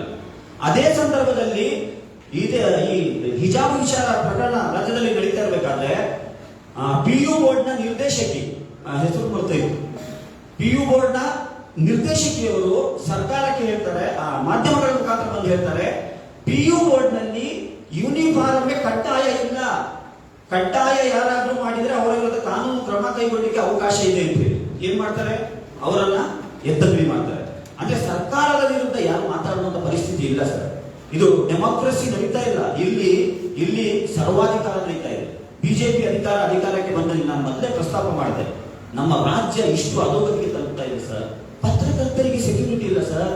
ಪತ್ರಕರ್ತರಿಗೆ ಸೆಕ್ಯೂರಿಟಿ ಇಲ್ಲ. ಬಡ್ಜೆಟ್ ಘೋಷಣೆ ಆಯಿತು, ನೀವು ಎಷ್ಟು ಒತ್ತಡದಲ್ಲಿ ಕೆಲಸ ನಿರ್ವಹಿಸ್ತೀರ ನಮಗೆ ಗೊತ್ತುಂಟು. ನಿಮ್ಮ ಪರವಾಗಿ ನಾವು ಬೇಡಿಕೆ ಇಟ್ಟು ಮುಖ್ಯಮಂತ್ರಿಗೆ ಮುಂದಿನ ನಿಮ್ಮ ಬಜೆಟ್ ನಲ್ಲಿ ಪತ್ರಕರ್ತರಿಗೆ ಕನಿಷ್ಠ ಅವರಿಗೆ ಒಂದು ಇರಲಿಕ್ಕೆ ಸೂರಿನ ವ್ಯವಸ್ಥೆ ಮಾಡಿಕೊಡಿ ಅಂತ ಹೇಳಿ ಅದನ್ನ ಕನ್ಸಿಡರ್ ಮಾಡಲಿಲ್ಲ ಮುಖ್ಯಮಂತ್ರಿಗಳು. ಯಾಕೆ? ನೀವು ಸಮಾಜದ ಅಂಕುಡೊಂಕುಗಳನ್ನು ಎತ್ತಿ ತೋರಿಸುವಂತವ್ರು, ಸರ್ಕಾರದ ವೈಫಲ್ಯಗಳನ್ನು ಎತ್ತಿ ತೋರಿಸುವಂತವ್ರು. ನೀವು ವಿರೋಧ ಪಕ್ಷ ಆಗಿರ್ಲಿ, ಆಡಳಿತ ಪಕ್ಷವಾಗಿರ್ಲಿ, ಪೊಲೀಸ್ ಇಲಾಖೆ ಆಗಿರ್ಲಿ, ಯಾರ ಮುಲಾಜಿಗೂ ಒಳಗಾಗುವುದಿಲ್ಲ. ನೀವು ನಿಮ್ಮ ಬಗ್ಗೆನೇ ಕಾಳಜಿ ಇಲ್ಲ ಸರ್ ಸರ್ಕಾರಕ್ಕೆ. ಇವತ್ತು ಎಷ್ಟೋ ಪತ್ರಕರ್ತರನ್ನ ಕೇಂದ್ರದಲ್ಲಿ ಬಿಜೆಪಿ ಸರ್ಕಾರ ಜೈಲಿಗೆ ಹಾಕಿದೆ. ಕೇಂದ್ರದ ವಿಚಾರಕ್ಕೆ ಹೋಗ್ತಾ ಇಲ್ಲ. ಅಂದ್ರೆ ಸರ್ಕಾರ ಏನ್ ಮಾಡ್ತಾ ಇದೆ ಅಂತ ಹೇಳಿದ್ರೆ, ಅವರು ಮಾಡಿದೆಲ್ಲವೂ ಸರಿ, ಅವರು ನಡೆದಿದ್ದೇ ರಹದಾರಿ, ಆನೆ ನಡೆದಿದ್ದೇ ದಾರಿ. ಈ ವಿಚಾರ ಬದಲಾಗಿದೆ. ಇದರ ವಿರುದ್ಧ social democratic party of India ದೊಡ್ಡ ಮಟ್ಟದ ಹೋರಾಟ ಮಾಡಲಿಕ್ಕಿದೆ, ಜನಾಂದೋಲನ ಮಾಡಲಿಕ್ಕಿದೆ. ಜನರು ಮೂತ್ರಲ್ಲ ಸರ್. ಇವರು ಇವತ್ತು ಬೆರಳ ತುದಿಯಲ್ಲಿ ಪ್ರಪಂಚ ಸುತ್ತು ಬರ್ಬೋದು, ಅಷ್ಟು ಫಾಸ್ಟ್ ಯುಗ. ನೀವು ಇಂತಹ ಕೆಟ್ಟಗಳನ್ನು ತೋಡಿ ಇಡೀ ಸಮುದಾಯ ಸಮಾಜವನ್ನ ಬೀಳಿಸುವುದಂತೆ ಅದು ನಿಮ್ಮ ಹಗಲುಗನಸು. ಇದು ಹೆಚ್ಚಿನ ದಿನ ನಡೆಯೋದಿಲ್ಲ. ನಾನು ಹೇಳ್ತಾ ಇದ್ದೀನಿ, ಸುಪ್ರೀಂ ಹೈಕೋರ್ಟ್ ನ ನ್ಯಾಯಮಂತ್ರಿಯ ತನಿಖೆಗೆ ನೀವು ಒಪ್ಪಿಸಿ. ನಿಮಗೆ ಧೈರ್ಯ ಇದೆ, ಮುಖ್ಯಮಂತ್ರಿಯವರಿಗೆ ನೇರವಾಗಿ, ಇಲ್ಲಿ ಮಾಜಿ ಮುಖ್ಯಮಂತ್ರಿ ಇದ್ದಾರೆ ಜಗದೀಶ್ ಶೆಟ್ಟರ್, ನೀವು ಆಗ್ರಹ ಮಾಡಿ ನೋಡುವ. ವಿತಿನ್ 8 to 15 ಡೇಸ್ ಒಳಗಡೆ ಇದು ಸತ್ಯಾಂಶ ಹೊರಗೆ ಬರ್ತದೆ. ಸರ್ಕಾರ ಅದನ್ನು ಮಾಡುವುದಿಲ್ಲ. ಇದನ್ನು ನಾವು ಎಲ್ಲರೂ ಒಕ್ಕೊರಲಿಯಿಂದ ಒತ್ತಾಯ ಮಾಡಬೇಕು. ನಿಮ್ಮಲ್ಲೂ ನಾವು ಕೇಳ್ಕೊಳ್ಳೋದು, ನೀವು ಕೇಳ್ತಾ ಇರುವಂತಹ ಪ್ರಶ್ನೆ ನಮಗೂ ಇದೆ ಪ್ರಶ್ನೆ, ಅದು ಉತ್ತರ ಸಿಕ್ಕಲಿ. ಅದಕ್ಕೆ ಯಾವ ತನಿಖೆ ಮುಖಾಂತರ ಬರಲಿ. ಯಾರೋ ಬಿಜೆಪಿ ನಾಯಕರು ಅಥವಾ SDP ನಾಯಕರು ಹೇಳಿದ್ರೆ ನೀವು ಕೇಳಬೇಡಿ. ತನಿಖೆ ಮುಖಾಂತರ ಸತ್ಯಾಂಶ ಹೊರಗೆ ಬರಲಿ, ಎಲ್ಲವೂ ಸಮಾಜಕ್ಕೆ ಗೊತ್ತಾಗಲಿ. ಇನ್ನು ಮುಂದೆ ಇಂತಹ ಘಟನೆಗಳು ನಡೆದೇ ಇರಲಿ ಎಂಬುದು ನಮ್ಮ ಆಶಯ. ನಾಯಕರು ಬಿಜೆಪಿ ಪಕ್ಷ ಇವರು ಕೈವಾಡಿದೆ ಅಂತ ಒಂದು ಕಡೆ ಹೇಳ್ತೀವಿ. ಒಂದು ಕಡೆ SDPI ಅಂದ್ರೆ ಹಿಂದೆ SDPI ಇರ್ಬೋದು, PFI ಇರ್ಬೋದು, AIMIM ಪಕ್ಷದ ಕೈವಾಡಿದೆ ಅಂತ ಆರೋಪ ಕೇಳಿದೆ. ಈಗಾಗಲೇ ಒಬ್ಬರು AIMIM ಪಕ್ಷದ ಮುಖಂಡರನ್ನ ವಶ ಪಡ್ಕೊಂಡು ಬಂಧನ ಮಾಡಿದ್ದಾರೆ. ನೋಡಿ, ಸರ್ಕಾರ ವಿರೋಧ ಪಕ್ಷಗಳ ಮೇಲೆ ಆರೋಪ ಮಾಡ್ತಿರುವುದು ಪ್ರಥಮವಲ್ಲ. ಯಾಕೆ ಅಂತ ಹೇಳಿದ್ರೆ SDPI ಪ್ರಾರಂಭದಿಂದಲೂ ಸರ್ಕಾರದ ಜನವಿರೋಧಿ ನೀತಿಯನ್ನು ನಾವು ವಿರೋಧಿಸಿಕೊಂಡು ಬಂದವು. ಹಾಗಾಗಿ ಇಂಥ ವಿಚಾರದಲ್ಲಿ ಯಾವುದೇ ಪಕ್ಷ ಧೈರ್ಯ ತೋರಲಿಲ್ಲ. ನೀವು ಹೇಳಿ, ಹುಬ್ಬಳ್ಳಿ ಧಾರವಾಡದಲ್ಲಿ ಕಾಂಗ್ರೆಸ್ ಪಕ್ಷ ಇಂಥ ಪ್ರೆಸ್ ಕಾನ್ಫರೆನ್ಸ್ ಮಾಡಿದೆಯಾ? ಮಾಡಲಿಕ್ಕೆ ಸಾಧ್ಯವೇ ಇಲ್ಲ ಅವರಿಗೆ. ಯಾಕೆ? 40% ಕಮಿಷನ್ ಅಲ್ಲಿ ಅವ್ರದ್ದು ಪಾಲಿದೆ. JDS ಪಕ್ಷ ಮಾಡಿದೆಯಾ? ಮಾಡಲಿಕ್ಕೆ ಸಾಧ್ಯವೇ ಇಲ್ಲ. ಆದರೆ SDPI ನೈತಿಕತೆ ಇದೆ ನಮಗೆ. ನಾವು ಭ್ರಷ್ಟಾಚಾರಕ್ಕೆ ಕೈ ಇಡುವಂತರಲ್ಲ, ಭ್ರಷ್ಟಾಚಾರ ವಿರೋಧಿ ಸಮಾಜ ನಿರ್ಮಾಣಕ್ಕಾಗಿ ನಾವು ಪಣ ತೊಟ್ಟವರು. ಹಾಗಾಗಿ ನಮ್ಮ ಮೇಲೆ ಆರೋಪ ಮಾಡ್ತಾರೆ, ಅದರಲ್ಲಿ ಯಾವುದೇ ಹುರುಳಿಲ್ಲ. ಆ ರೀತಿ ಏನಾದರೂ ಆರೋಪ ಇದ್ದರೆ 14 ವರ್ಷ ಈ ದೇಶವನ್ನ ಆಳಿದ್ದು ಈ ಬಿಜೆಪಿ. 14 ವರ್ಷ ಏನ್ ಮಾಡಬಹುದಿತ್ತು? ನಮ್ಮ ಮೇಲೆ ಯಾವುದೇ ಒಂದೇ ಒಂದು ಆರೋಪ ಅವರು ಪ್ರೂವ್ ಮಾಡಲಿಕ್ಕೆ ಸಾಧ್ಯ ಆಗಲಿಲ್ಲ. ಹಾಗಾಗಿ ಅದರ ಬಗ್ಗೆ ನಾವು ಹೆಚ್ಚು ಗಮನ ಹರಿಸುವ ಸಾಧ್ಯತೆ ಇಲ್ಲ. ಅದು ಸರ್ಕಾರ ಮಾಡುವಂಥದ್ದು ಹುರುಳಿಲ್ಲದಂತ ಆರೋಪ. ಸರಿ, ನೀವು ನ್ಯಾಯಾಂಗ ತನಿಖೆ ಆಗ್ಬೇಕು, ಚಿಕ್ಕಿಂಗ್ ಜಡ್ಜಿನ ತನಿಖೆ ಆಗ್ಬೇಕು ಅಂತ ನ್ಯಾಯಾಂಗ ತನಿಖೆ ಆಗ್ಬೇಕು ಅಂತಂದ್ರೆ ಅದು ಏನ್ ಹೇಳುತ್ತಂತ ಅದನ್ನು ಪಾಲಿಸುವಂತ ಪರಿಸ್ಥಿತಿ ಇದೆಯಾ ಅಂತ. ಅದು ತನಿಖೆಯಿಂದ ಬರುವಂತ ವರದಿಯನ್ನಾಗ್ಲಿ ಅಥವಾ ಅದು ಕೊಡುವಂತ ತೀರ್ಪನ್ನಾಗ್ಲಿ ಒಪ್ಪುವಂತ ಪರಿಸ್ಥಿತಿ ಇದೆಯಾ? ಯಾಕಂದ್ರೆ ಹಿಜಾಬ್ ತೀರ್ಪು ಬಂದಾಗ ಅದೇ ಹೈಕೋರ್ಟ್ ಏನು ಆದೇಶ ಕೊಡ್ತಾರೆ ಅದು ಮಧ್ಯದಿಂದಲೇ ನೀವು ಅದನ್ನ ವಿರೋಧ ಮಾಡಿ ಅಂಗಡಿ ಬಂದ್ ಮಾಡಿದ್ರಿ. ಈಗ ಈ ಪ್ರಕರಣದಲ್ಲೂ ಸಹಿತ ತೀರ್ಪೇನೇ ಬರಲಿ, ಅದನ್ನು ಒಪ್ಪುತ್ತೀರಾ ತಾವು ಹೇಗೆ ಅಂತ? ಹಿಜಾಬ್ ತೀರ್ಪಿಗೂ ಈ ನ್ಯಾಯಾಂಗ ತನಿಖೆಗೂ ಅಜಗಜಾಂತರ ವ್ಯತ್ಯಾಸ ಇದೆ. ಹಿಜಾಬ್ ತೀರ್ಪು ನಡೆದಿದ್ದು ಏನು ವಿಚಾರಣೆ ನಡೆದಿದ್ದೇನಂತಲ್ಲ ಸರ್, ಈಗ ನೀವು ಹಿಜಾಬ್ ತೀರ್ಪು ಇದು ಬೇರೆ ಬೇರೆ, ನಮ್ದು ಅದೇ ಇದೆ ಸರ್. ನಾವು ಒಂದೇ ಅಂತ ಹೇಳಿಲ್ಲ, ಬೇರೆ ಬೇರೆ ಈ ದೇಶದ ನ್ಯಾಯಾಂಗ ಕಾನೂನಿಗೆ ಅತ್ಯಂತ ಹೆಚ್ಚು ಗೌರವ ಕೊಡೋರು ಅಲ್ಪಸಂಖ್ಯಾತರು. ಹಾಗಿದ್ರೆ ಅಂಗಡಿಗಳನ್ನ ಬಂದ್ ಮಾಡಿ ಪ್ರತಿಭಟನೆ ವ್ಯಕ್ತಪಡಿಸಿದ್ ಯಾಕೆ? ಈಗ ಹೇಳ್ತೇನೆ, ಅಂಗಡಿಗಳನ್ನ ಬಂದ್ ಮಾಡಿದ್ದು ಎಲ್ಲೂ ಕೂಡ ಯಾರ ಮೇಲೂ ಕೂಡ ದಬ್ಬಾಳಿಕೆ ದೌರ್ಜನ್ಯ ಹೇರಿಕೆ ಮಾಡಿದ್ದಲ್ಲ. ಕರ್ನಾಟಕ ರಾಜ್ಯದಲ್ಲಿ ಇರುವಂತಹ ಹೈಕೋರ್ಟ್ ನಲ್ಲಿ ನಮಗೆ ಏನು ಆ ವಿದ್ಯಾರ್ಥಿಗಳು ಅವರ ಧಾರ್ಮಿಕ ಮತ್ತು ವೈಯಕ್ತಿಕ ಹಕ್ಕಿಗಾಗಿ ಅವರು ಅಪ್ಲಿಕೇಶನ್ ಹಾಕಿದ್ರು, ಹೋರಾಟ ಮಾಡಿದ್ರು. ಸರ್ಕಾರ ಏನ್ ಹೇಳ್ತಾರೆ ಅಂತ ಹೇಳಿದ್ರೆ ಅದ್ರ ಬಗ್ಗೆ ಮಾತಾಡೋದಿಲ್ಲ, ವೈಯಕ್ತಿಕ ಹಕ್ಕು ಧಾರ್ಮಿಕ ಹಕ್ಕಿನ ಬಗ್ಗೆ ಮಾತಾಡೋದಿಲ್ಲ. ಹಿಜಾಬು ಇಸ್ಲಾಮಿನ ಅವಿಭಾಜ್ಯ ಅಂಗ ಅಲ್ಲ ಅಂತ ಹೇಳಿ ತೀರ್ಪು ಕೊಡ್ತಾರೆ. ಅದನ್ನ ಯಾವ ವಿದ್ಯಾರ್ಥಿಗಳು ಕೇಳಿರ್ಲಿಲ್ಲ. ಅದರ ಬಗ್ಗೆ ಏನಾದರೂ ತೀರ್ಪು ಕೊಡೋದಾದ್ರೆ ಅದ್ರ ಬಗ್ಗೆ ಇದಾಗಬೇಕು, ಆರ್ಗ್ಯುಮೆಂಟ್ ಆಗ್ಬೇಕು. ಅದಕ್ಕೆ ಸುಪ್ರೀಂ ಕೋರ್ಟ್ಗೆ ಅಪೀಲ್ ಹೋದ್ರು. ಇದರಲ್ಲಿ ಏನ್ ತಪ್ಪಿದೆ? ಇದೇ ಕರ್ನಾಟಕದಲ್ಲಿ ಅಂತ ಹೇಳ್ತಾ ಇಲ್ಲ. ಹೈಕೋರ್ಟ್ ಒಂದು ಆದೇಶವನ್ನು ಕೊಟ್ಟ ನಂತರ ಅದನ್ನು ನೀವು ಬಂದ್ ಮಾಡಿದ್ರಿ. ಇಲ್ಲ, ಹೈಕೋರ್ಟ್ ಆದೇಶವನ್ನು ಪಾಲಿಸಬೇಕಂತ ಎಲ್ಲೂ ಕಾನೂನಲ್ಲಿ ಹೇಳಿಲ್ಲ, ಯಾವುದೇ ಕಾನೂನಿನ ಪುಸ್ತಕದಲ್ಲಿಲ್ಲ. ಹೈಕೋರ್ಟ್ ನ ಮೇಲೆ ಸುಪ್ರೀಂ ಕೋರ್ಟ್ ಇರುವಂತದ್ದು. ಒಂದು ವೇಳೆ ಹೈಕೋರ್ಟ್ ಸುಪ್ರೀಂ ಕೋರ್ಟ್ ಇಲ್ಲ ಅಂದ್ರೆ ಇದೇ ವಿಚಾರದಲ್ಲಿ ನೀವು ನಾವು ಹೈಕೋರ್ಟ್ ತೀರ್ಪನ್ನು ಒಪ್ಪೋದಿಲ್ಲ, ಸುಪ್ರೀಂ ಕೋರ್ಟ್ ಹೈಕೋರ್ಟ್ ಅಲ್ಲ ಸರ್, ಇದು ನ್ಯಾಯಾಂಗ ತನಿಖೆ ಸರ್. ಇದು ಹೈಕೋರ್ಟಿಗೆ ಹೋಗಲ್ಲ. ಒಂದು ನ್ಯಾಯಮೂರ್ತಿ ಡಿಫರೆನ್ಸ್ ನನಗೂ ಗೊತ್ತಿದೆ. ಹೌದು, ಬಟ್ ನ್ಯಾಯಾಂಗ ಅಥವಾ ನ್ಯಾಯ ಅಂತ ಒಂದು ಸಬ್ಜೆಕ್ಟ್ ಬಂದಾಗ ನ್ಯಾಯಾಂಗ ತನಿಖೆಯನ್ನ 100% ಒಪ್ತೀವಿ ಅಂತ ಹೇಳಿದ್ರು. ಕೋರ್ಟ್ ಯಾವ ಅಂಡರ್ ಒಳಗೆ ಬರ್ತೈತಿ? ಕೋರ್ಟ್ ಯಾವ ಅಂಡರ್ ಒಳಗೆ ಬರ್ತೈತಿ? ಯಾವುದೇ ಕೋರ್ಟ್ ಯಾವ ಅಂಡರ್ ಒಳಗೆ ಬರ್ತೈತಿ? ಏನು ಯಾವ ಕೋರ್ಟ್ಗಳು ಯಾವ ಅಂಡರ್ ಒಳಗೆ ಬರ್ತದೆ? ಎದ್ರ ಒಳಗೆ ಬರ್ತಾವ ಕೋರ್ಟ್? ನ್ಯಾಯಾಂಗ ಇಲಾಖೆ ಒಳಗೆ ಬರ್ತೈತೆ, ಹೌದಲ್ವ? ಅದು ಬಂದಿದ್ದ ಅದನ್ನ ನಾವು ಪ್ರಚೋದನೆ ಮಾಡಿ ಗಲಭೆ ಮಾಡೋದು ಎಷ್ಟು ಸಾಧ್ಯ, ಹೌದಲ್ವ? ಅದನ್ನ ನಾವು ಕೋರ್ಟ್ ಮುಖಾಂತರ ಪ್ರತಿಭಟನೆ ಮಾಡಬಹುದಲ್ವಾ? ನ್ಯಾಯಾಂಗ ತನಿಖೆಯನ್ನು 100% ಒಪ್ತೀವಿ, ಯಾವುದೇ ಡೌಟ್ ಇಲ್ಲ. ನಾವೇ ಆಗ್ರಹ ಮಾಡ್ತಿರೋ ಹಾಗಾದ್ರೆ ಯಾವುದೇ ಕೋರ್ಟ್ ಇದನ್ನ ಡಿಸಿಷನ್ ಒಪ್ಕೊಳ್ಳ ಒಪ್ತೀವಿ, ಹೇಳ್ತಾ ಇದ್ದೀನಲ್ಲ. ಕೋರ್ಟ್ ಡಿಸಿಷನ್ ಅನ್ನ ಅತ್ಯಂತ ಹೆಚ್ಚು ಪಾಲಿಸುವಂತ ಮುಸಲ್ಮಾನರು. ಬಾಬರಿ ಮಸೀದಿಯ ವಿಚಾರ ಬಂತು, ಒಪ್ಕೊಂಡ್ವಿ ನಾವು. ಅನ್ಯಾಯ ನಮಗೆ ಆಗಿರ್ಬೋದು, ತೀರ್ಪಲ್ಲಿ ಅನ್ಯಾಯ ಆಗಿರ್ಬೋದು, ಯಾಕಂದ್ರೆ ಸುಪ್ರೀಂ ಕೋರ್ಟ್ ಬಂದ ತೀರ್ಪು. ಇದೇ ಬಿಜೆಪಿ ಪಕ್ಷ, ಬಿಜೆಪಿ ಸರ್ಕಾರ ಶಬರಿಮಲೆ ವಿಚಾರ ಆಯ್ತಲ್ಲ, ಶಬರಿಮಲೆ ವಿಚಾರದಲ್ಲಿ ಸುಪ್ರೀಂ ಕೋರ್ಟ್ ನ 5 ಮ್ಯಾನ್ ಬೆಂಚ್ ಜಡ್ಜ್ಮೆಂಟ್ ಕೊಡ್ತಾರೆ. ಅದರ ವಿರುದ್ಧ ಪೊಲೀಸ್ ಠಾಣೆಗೆ ಬಾಂಬ್ ಹಾಕಿದ್ದಾರೆ, ಪತ್ರಕರ್ತರ ಮೇಲೆ ದಾಳಿ ಮಾಡಿದ್ದಾರೆ. ಕೇರಳದ ಬಿಜೆಪಿಯ ಪ್ರೆಸ್ ಕಾನ್ಫರೆನ್ಸ್ ಅನ್ನ ಅಲ್ಲಿಯ ಪತ್ರಕರ್ತರು ಬಹಿಷ್ಕಾರ ಮಾಡಿದ್ದಾರೆ. ಸುಪ್ರೀಂ ಕೋರ್ಟ್ ನ ಜಡ್ಜ್ಮೆಂಟ್ ಅದು. ಅಂತ ಇತಿಹಾಸ ಮುಸಲ್ಮಾನರಿಗಿಲ್ಲ. ನಾವು ಬಹಳ ಶಾಂತ ರೀತಿಯಿಂದ ನಮಗೆ ಆದಂತಹ ಅನ್ಯಾಯವನ್ನ ನಮ್ಮ ಅಂಗಡಿ ಮುಂಗಟ್ಟುಗಳನ್ನ ಬಂದ್ ಮಾಡುವ ಮುಖಾಂತರ ತೋರ್ಪಡಿಸಿದ್ವಿ. ಅದರಲ್ಲಿ ಯಾರಿಗೂ ತೊಂದರೆ ಕೊಡಲಿಲ್ಲ, ಯಾರಿಗೂ ತೊಂದರೆ ಮಾಡಲಿಲ್ಲ. ಮತ್ತೆ ದೆಹಲಿಯಲ್ಲಿ ರವಿದಾಸ್ ಟೆಂಪಲ್ ಕೆಡವಬೇಕು, ಅಕ್ರಮವಾಗಿ ಕಟ್ಟಿದ್ದಾರೆ ಅಂತ ಸುಪ್ರೀಂ ಕೋರ್ಟ್ ಜಡ್ಜ್ಮೆಂಟ್ ಬರ್ತದೆ, ಆರ್ಡರ್ ಬರ್ತದೆ. ಅದರ ವಿರುದ್ಧ ಬಿಜೆಪಿ ಹೋರಾಟ ಮಾಡ್ತದೆ, ನಂತರ ಏನಾಗ್ತದೆ ಅನಿವಾರ್ಯವಾಗಿ ಸರ್ಕಾರ ರಿಬಿಲ್ಡ್ ಮಾಡಿಕೊಡ್ತದೆ ಟೆಂಪಲ್. ತುಂಬಾ ಇದೆ ಎಕ್ಸಾಂಪಲ್ ನಾನು ಹೇಳ್ತಾ. ನಂಜನಗೂಡು ಶ್ರೀರಂಗಪಟ್ಟಣ ನಂಜನಗೂಡು ದೇವಸ್ಥಾನ ಮೈಸೂರಿನಲ್ಲಿ ಸೇಮ್ ಹೈಕೋರ್ಟ್ ನ ಸುಪ್ರೀಂ ಕೋರ್ಟ್ ನ ಆದೇಶ ಇತ್ತು, ದೇವಸ್ಥಾನ ಡೆಮಾಲಿಷ್ ಮಾಡ್ತು ಸ್ಥಳೀಯ ಆಡಳಿತ, ಅದರ ವಿರುದ್ಧ ಹೋರಾಟ ನಡೀತು. ಆಗ ರಿಬಿಲ್ಡ್ ಮಾಡಿಕೊಟ್ಟು ದೇವಸ್ಥಾನವನ್ನ ನಡೆದಿದೆ ಸರ್.